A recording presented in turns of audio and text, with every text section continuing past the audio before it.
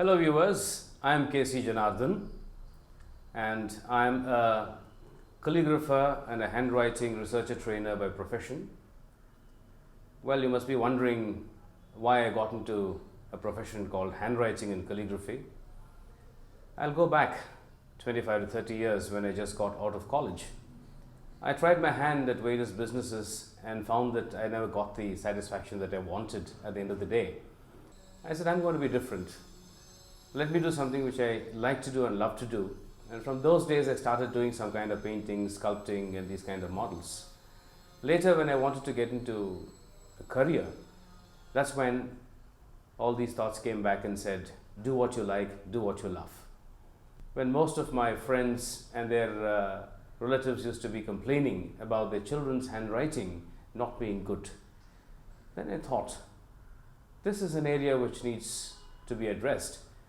Let's take a look at what's happening with handwriting, why people are writing badly, and if I can help them. And that's how I got into it.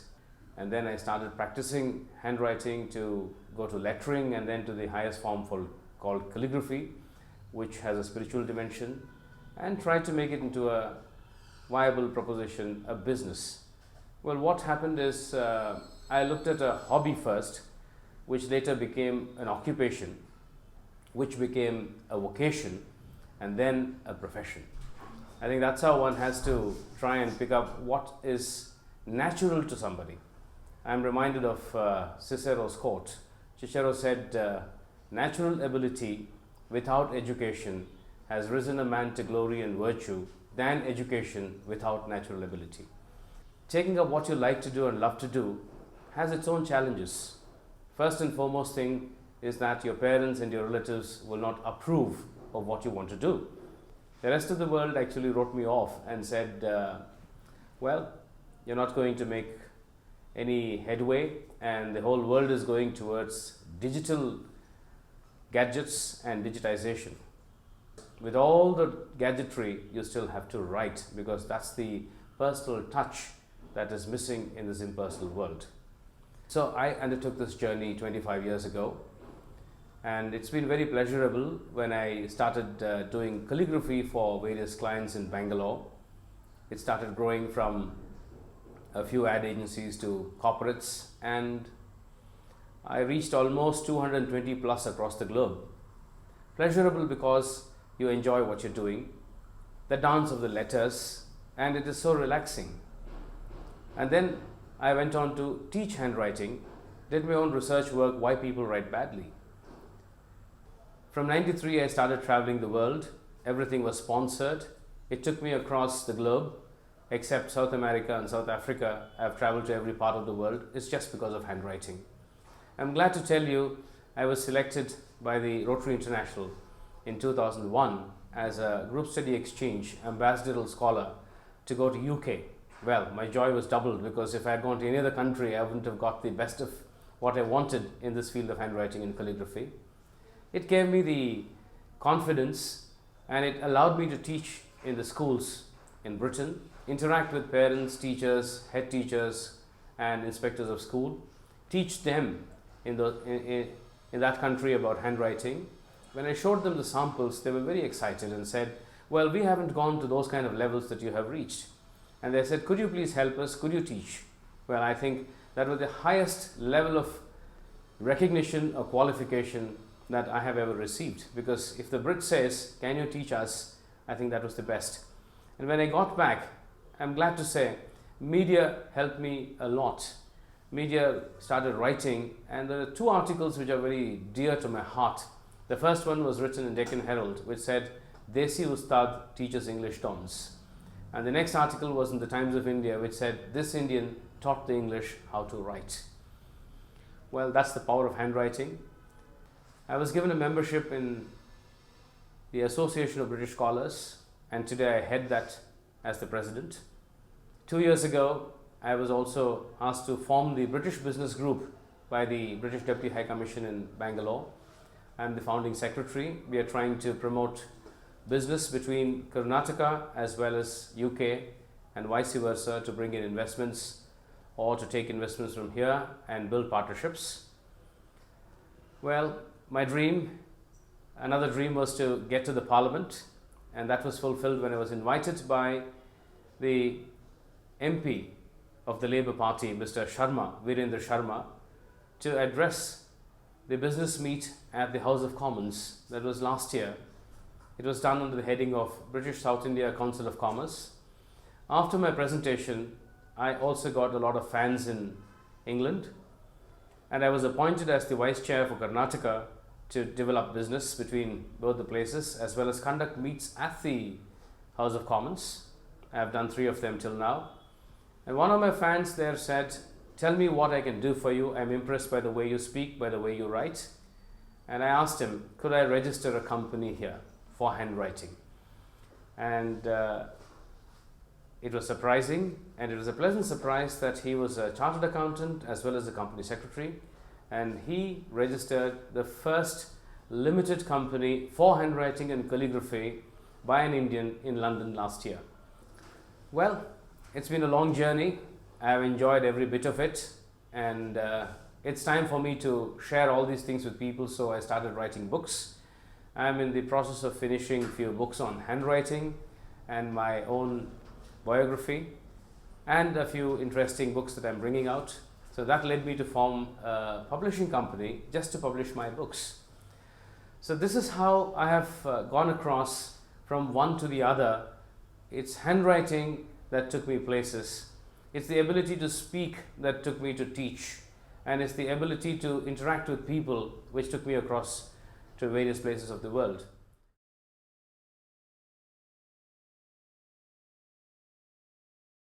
To go back, it is the Italians who ruled Britain for almost 500 years. They gave them the handwriting in English, the ABCD. So italics is the original form of writing which has to be followed. Unfortunately today we follow cursive writing, which I would call it as cursed writing. There's a lot of ambiguity that creeps in. Clarity is lost out. So if you follow italics, there is a particular way in which you can construct the letters, and you know the parts of a letter, and you're able to do justice to the handwriting and clarity. Art of writing is clarity of expression, clarity of thought. So writing is a visual medium in which you pen down your thoughts and you convey it to people. Handwriting is a visual expression of speech and a means by which you deliberately set down messages that you want to communicate. That is the most apt definition of handwriting. Handwriting is the dance of the pen on paper, as said by Alfred Fairbanks, who actually founded the Society of Italic Handwriting in 1952 in London. It's truly a dance of the pen on paper. Writing with a fountain pen is something that one must experience in their lives. Handwriting is something which can give you a lot of confidence. And handwriting can do a lot of things to you besides getting you attention and marks in your school days. Let me share with you some of these experiences that I've had across the globe. When people said, "What can you do with handwriting?" My handwriting got noticed, calligraphy got noticed, and there were a lot of people who were appreciating. Writing can be done today by various means. But when you use your fingers and hand and write, you call it handwriting. When you ask this question, it's interesting. There are people who have lost their hands in an accident. So there's somebody who tries to even write with their toes. And there's somebody who's been trying to write with their mouth, holding the pen. So the hand comes into play, which is your fingers and your palm and your wrist. That is handwriting. And then, interesting, when somebody writes on a paper or a book, it's handwriting. But then many people say, "Look at the handwriting on the board." I'd like to clarify saying that when you write on a board, your hand does not come into play. It starts from your elbow. It's your elbow writing that happens on a board in the classroom. In the yesteryears, we had these hoardings and signboards which used to be hand painted.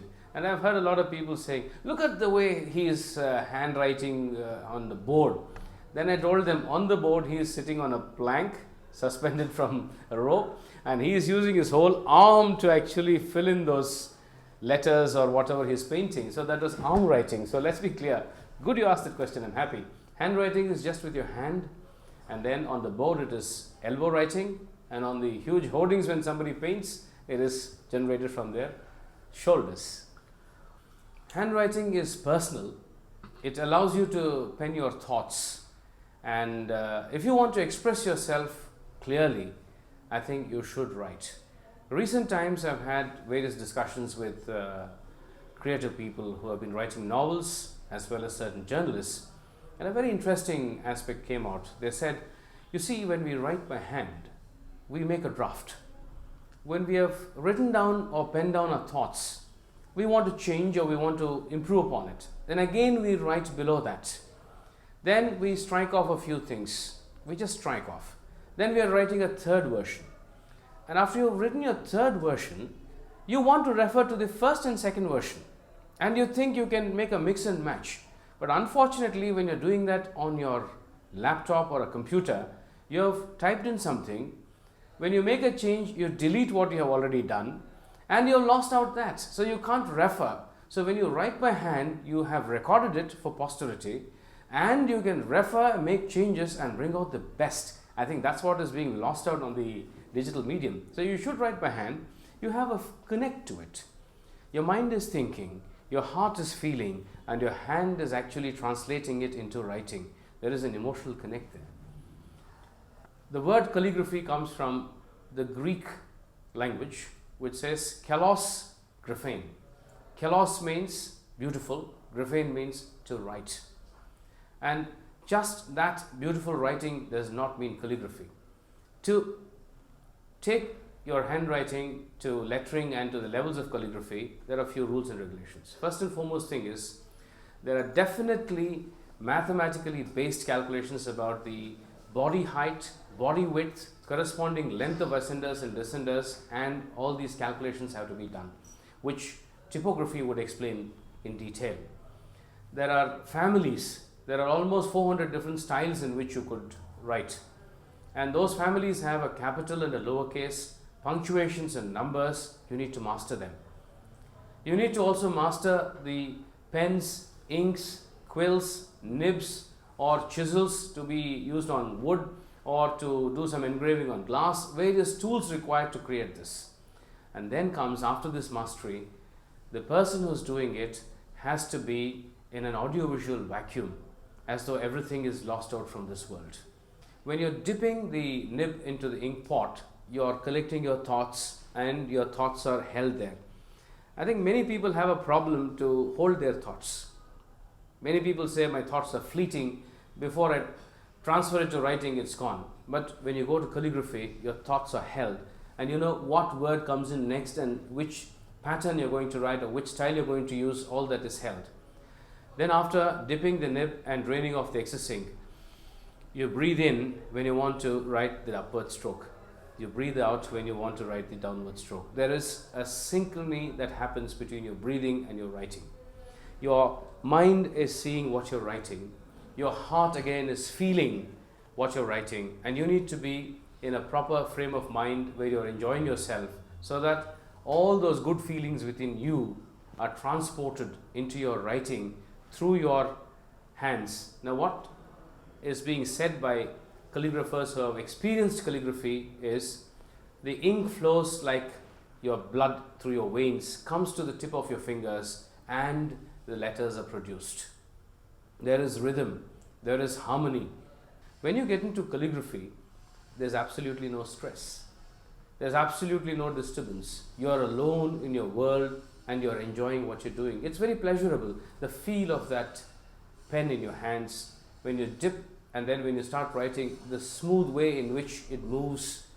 It's sensory organs which are being stimulated. Highest level of spirituality is about energy fields.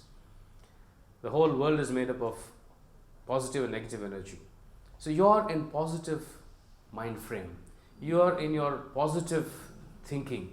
So you're feeling nice. Whenever you think positive, whenever you feel positive, that makes you feel very nice. All negative thoughts are out of it. And that positive feeling within you is transported to your writing.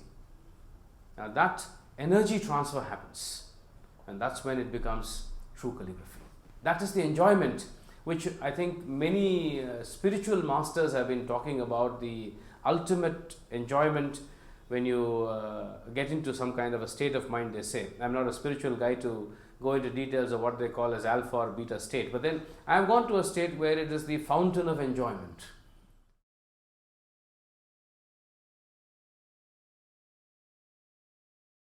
Going back to the late 80s, where my handwriting was recognized very well was an incident that took place in the Indian Airlines booking office. I'd gone across to book a ticket and fill the form, and the person who was sitting across the table looked at it and said, "Could you fill another form?" I said, "Why?" She said, "It's so nice to see somebody write beautifully." And the word spread, and her colleagues came around and they said, "Oh, that's very interesting. What do you do?" I said, "I write for a living." And then they said, "Could you write some greeting cards for us? Could you write something in a book? We want to present somebody." And that's how it all started. And ever since, until the private airlines came, I would get a ticket in Indian Airlines. Even if the plane was full, I was issued a ticket from the MP quota. Now that made me feel very special. And when I had to get a passport in 1993, people said it was so difficult to get a passport without somebody's influence. You need an influence of an MP or an MLA. But I tried to use my own handwriting influence, and it worked better than anyone. I gave a handwritten application to the passport authority that I wanted a passport which I would like to write myself. The officer who was sitting there who received my form, he looked into it and said, "So you want to write your own passport? Could you please write my name? I want to see how you write my name." I remember his name. His name was Robin. And I wrote his name, Robin, in 2-3 different styles. And he said, "Please come inside. I'll meet you." And then he took me to the passport officer. And after about 15 days, when the passport books arrived, I was called to write my own passport. I am very happy to say that even today, it remains the only passport to be written by the owner in this country. Later, I went on to also write the birth certificate of my daughter as well as the death certificate of my father. Emotional things in your life recorded, and handwriting came in. So I coined the term, the power of handwriting.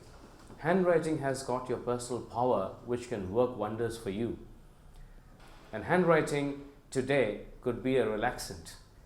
Everybody is stressed out and they say, "I'm running up from one place to another. I get up early in the morning, I'm on road for an hour, then I have to go to work. I don't know what timings I go and come back. I'm so stressed."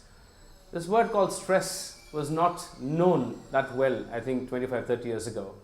Today, if you sit down and if you relax and write with a fountain pen, I think it relieves your stress much better. So I tried out interdisciplinary researches to try and see how I can relax people with handwriting. There are 7 elements that I found quite common, and a common string which unites all art forms. The common string that unites all art forms is called as composition.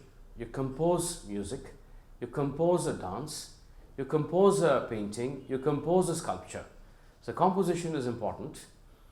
And number 7 was interesting. When you compose music in the Indian scenario, you have the sa, re, ga, ma, pa, da, ni, the 7 notes.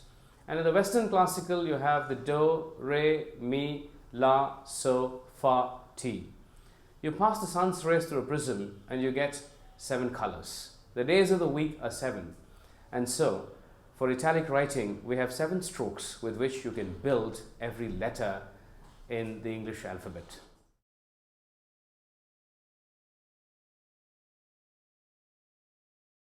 One thing is that parents should not force children to write before they are ready to write.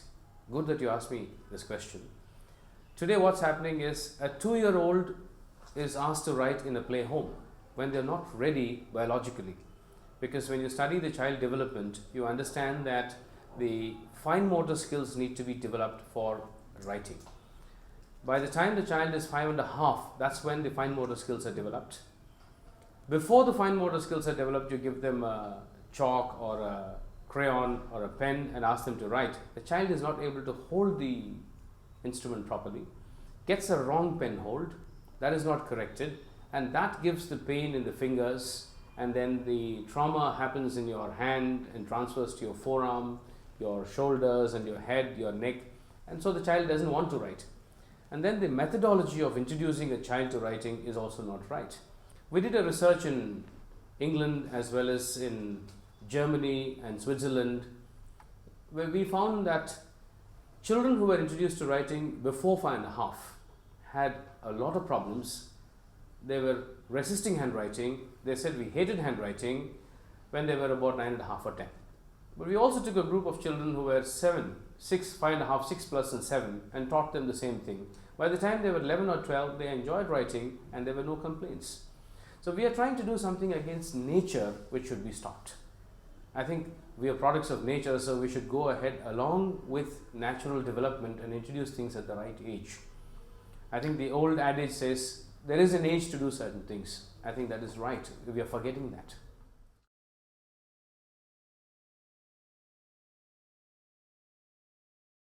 In this world of competition, your first impression creates the best impression, and your last impression should leave a lasting impression.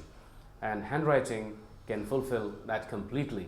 The moment they see you write well is the first impression, and they never forget it for a lifetime. That is leaving a lasting impression. I would also appeal to all teachers, please learn how to write well. As I had said, a thing of beauty is joy forever.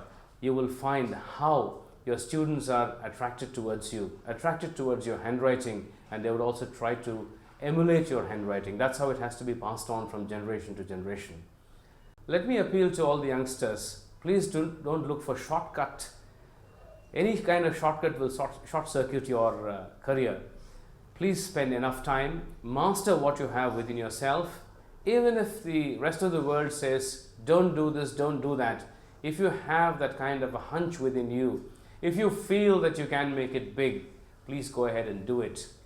And I will tell you that you will find your own way. And as somebody said, if you have something good to do in this world, I think the whole world, the heavens, the cosmic powers will all get together to conspire to help you. That will happen, and it has happened with me. For you to fit into the changing scenarios, what you need to do is, I'm remembered of a quote which says, you need to know something of everything and everything of earthing. That's when you will be able to make a mark for yourself. If you have read history, have you come across any history writing about the money that somebody has amassed in their lives? No. People only talk about what they did to improve upon themselves, how they were able to repay or how they were able to give it back to society. Now that's what you should look at. Forget about money. Do what you love, money will follow. But money is not everything. At the end of it, you will have to be happy and contented. Well, let me try to end this by saying, discover the power of your fingers. The stroke of the pen and the power of the tongue will always rule supreme. And any other ability that you possess naturally will take you to the heights and the greatest heights. If people don't see it, I would like to say that if you can visualize the invisible, you will accomplish the impossible. Thank you.